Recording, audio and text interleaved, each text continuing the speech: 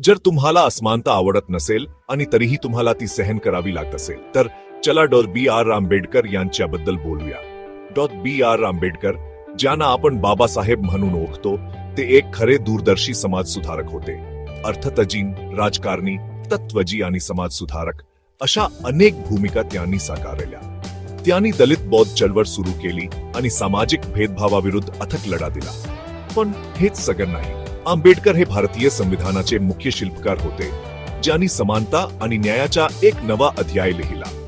त्यांनी महिलांच्या हक्कांसाठी आवाज उठवला आणि कामगार सुधारणांना पाठिंबा दिला, ज्यामुळे एका अधिक न्याय समाजाचा पाया घातला गेला. त्यांचे जीवन वंचितांना उन्नत करण्यासाठी समर्पित होते, जेणेकरून प्रत्येक भारतीयाला आपला आवाज ऐकू येईल. आज त्यांचा वारसा लाखो लोकांना न्याय आणि समानतेसाठी उभे राहण्याची प्रेरणा देत आहे.